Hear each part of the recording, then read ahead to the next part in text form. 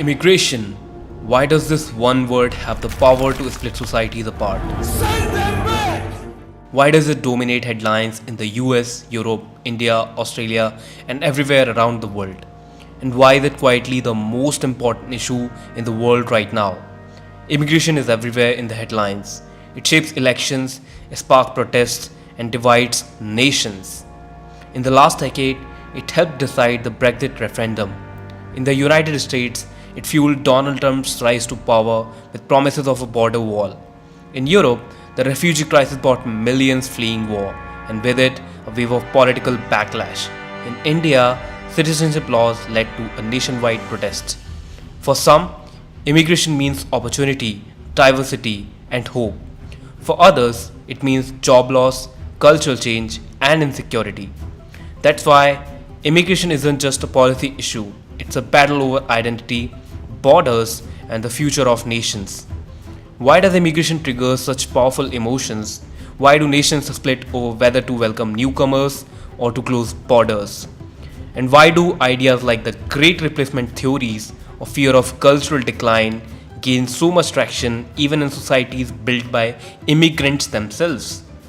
This episode isn't about taking a side, it's about understanding the roots of the divide, the hopes, the fears, and the narratives that make immigration the most polarizing issue of our time.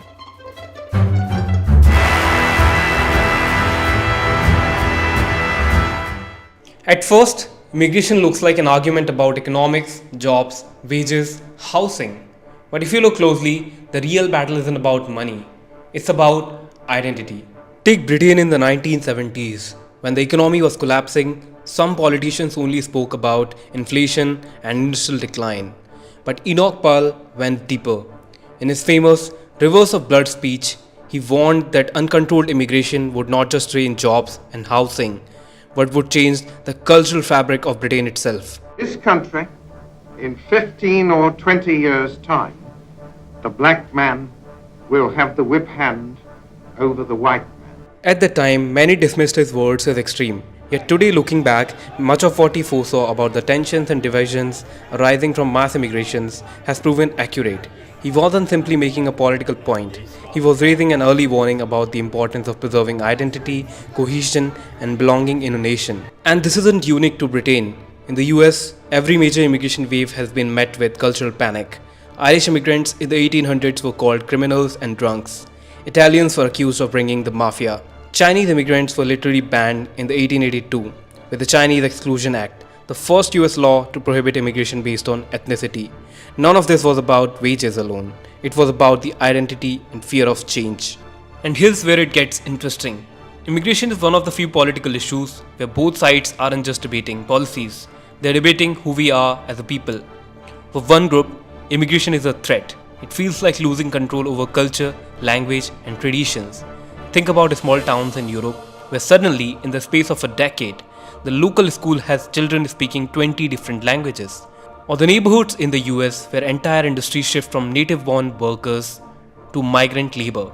Even if the economy benefits, people feel something deeper, like the story of their nation is slipping away from them. But for the other group, immigration is opportunity. They see migrants filling critical jobs, bringing new ideas, and revitalizing industries. They point to success stories. The NHS in Britain, where nearly 40% of doctors are foreign born, or Silicon Valley in the US, where over half of the startups valued at $1 billion were founded by immigrants or their children. For them, immigration is the proof that diversity makes societies stronger. And because both groups are driven by such different emotions, they can't even speak the same language. One side talks about belonging and culture, the other talks about economics and progress. One side feels fear, the other feels hope. And that's where polarization comes in. Pro-immigration voices often dismiss concerns as xenophobia or racism. Anti-immigration voices accuse the other side of being out of touch, ignoring the real struggles of ordinary people. The result? Everyone is shouting, but no one is listening. And this isn't just a theory. You can see it in data. In Britain, 73% of people say immigration levels are too high. But when asked if immigration has been good for Britain overall, about 65% say yes or neutral. That contradiction tells us something. People don't hate immigrants as much as they fear change. They fear things moving too fast, too soon, without their voices being heard. In America, same divide appears. Polls show that over 70% of Americans believe immigration strengthens the country in the long run. Yet, immigration is still one of the top issues fueling political polarization, deciding elections and sparking cultural wars. So, when we say immigration divides so deeply, we have to be clear it's not just about jobs or crimes or borders. It's about something far more personal. It's about identity. It's about who belongs and who doesn't. It's about whether people look at the future and feel hope or whether they look at it and feel fear. And that's why statistics alone don't settle this debate. Because identity isn't a number, it's a story, and immigration, more than almost any other issue, forces society to rewrite their story, sometimes faster than people are ready for. So why does immigration matters more than ever on a global scale now? There are four big forces pushing this issue into becoming a central fault line in the world.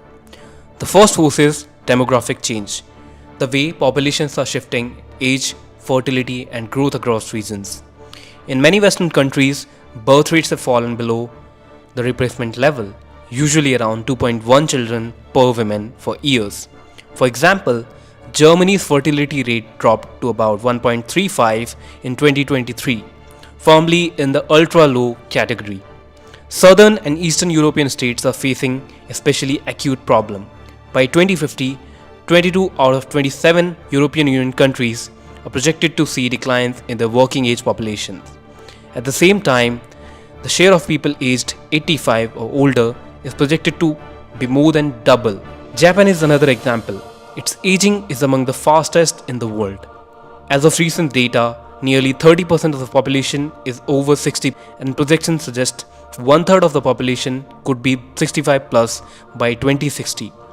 The share of young people is shrinking dramatically. Contrast that with many developing regions, Africa, South Asia, parts of Latin America. Huge youth populations, high birth rates, younger median ages, and offer fewer economic opportunities or stability. These contrasts, old societies needing more workers, young societies with people who need work, create huge pressure for migration, both from the supply side and the demand side. So immigration becomes the bridge. Without migrants, countries with aging populations face shrinking labor pools, underfunded pension systems, healthcare burdens, fewer taxpayers. But migration is also risky politically and socially in many places, which makes it controversial.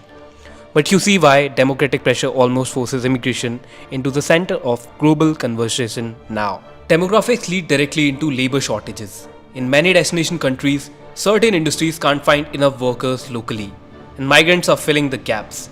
Take the United States, immigrants make up a large share of certain sectors. In construction, in 2022, 1 in 4 workers were immigrants. In states like California and Texas, the share is even higher. 40% or more of the construction workers are immigrants. Healthcare is another example. The US Bureau of Labor Statistics projects about 135,000 healthcare workers shortfall by 2036, unless filled in by immigrants. Migrants currently work in large share of nursing positions, approximately 15.6%, and healthcare aid slots, 28%, especially in roles like native-born workers are less likely to fill.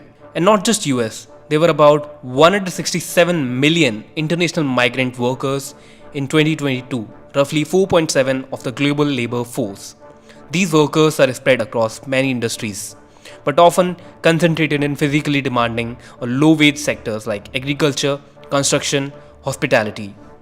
And the consequence of this is that with fewer younger native workers, aging societies, and industries like elder care, agriculture, construction demanding physically able people, migration is one of the few levers to avoid collapse in service delivery, production, and infrastructure.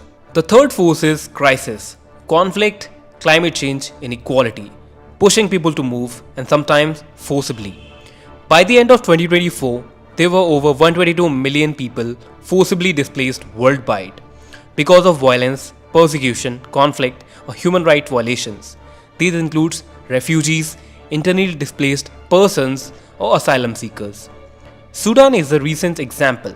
Since the war between Sudanese army and the Rapid Support Forces began in April 2023, over 10 million people have been displaced.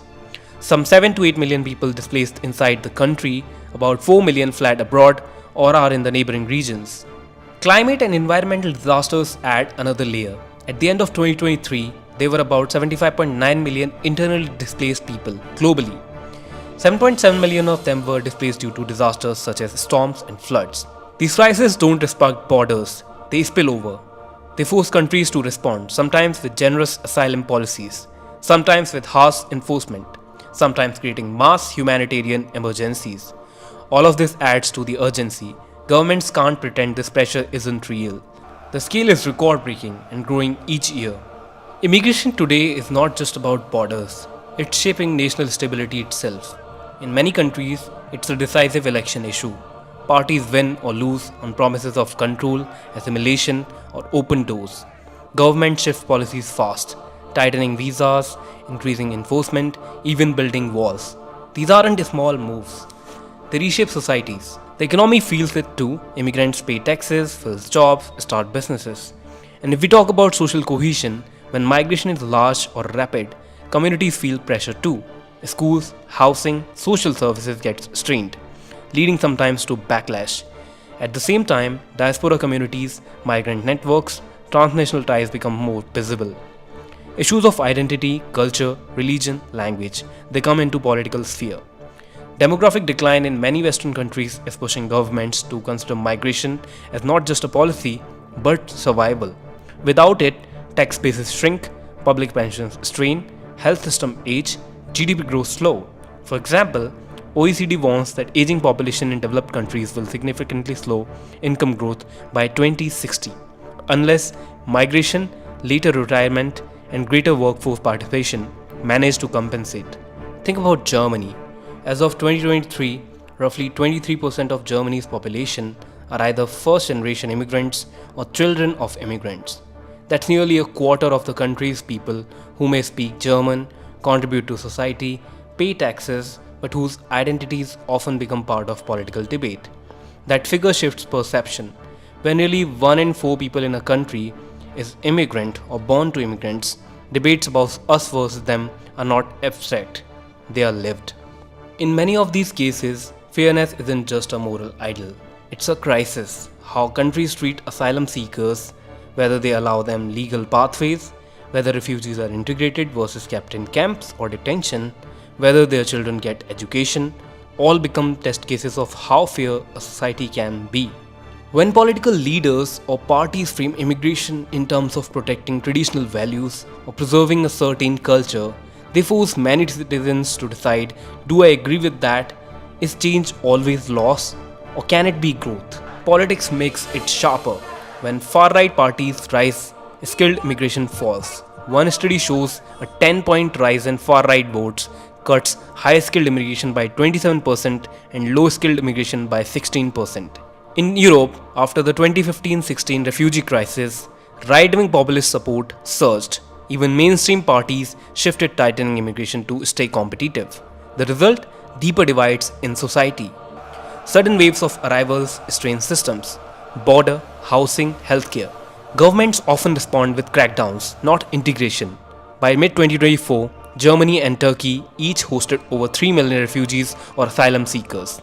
The UK saw asylum claims hit a record of 111,000 in a single year. Each number turned into a political flashpoint. Behind the numbers are people, families fleeing war or persecution. By mid-2024, more than 122 million people were displaced worldwide, more than the population of Japan. Yet many live in camps without safety, health, or rights. The promise of international law remains unmet. And that's why immigration feels so different. Climate change is slow, AI feels distant, but immigration is in your streets, your school, your hospital. When migrants arrive, the debate is immediate. Housing, jobs, education, law enforcement, all at once. So that's a big picture of immigration. Why immigration divides us so deeply and why it matters more than almost any other issue on the planet. This episode was about framing the question. Before we argue about jobs or wages or crime, we have to understand why this single issue carries so much weight globally. And that's exactly what we'll do in the rest of the series. One by one, we are going to break down the real arguments. Do migrants actually take jobs from native workers? Do they really push down wages? Do they bring more crime, or is that a myth? What's the reality of the Great Replacement Theory or the Eurasia Theory? How social media is complicating and polarizing the issue even more? And even the biggest question of all, do borders actually work? One of the most influential is what's called the Great Replacement Theory. It's a belief that immigration will eventually replace native populations, particularly white Europeans, with the newcomers. For those who hold this view, declining birth rates and rising migration are not just numbers, they are a sign of cultural and demographic erasure. A similar narrative, sometimes called the Eurasia theory, argues that Europe is being transformed by Muslim migration and that in a few generations, Western culture will no longer cease to exist. In a way, people recognize it today. These theories spread quickly because they tap into the identity and belonging, deep questions about who we are and who we get to be a part of that we. And they have been amplified by films, blogs, and viral documentaries. Works like Europa The Last Battle takes pieces of history and reinterpret them through an alternative lens. Each of these questions has data, history, and nuance behind it. And in the coming episodes, we are going to cut through the noise and deal with them head on. If you liked it, don't miss the next episode.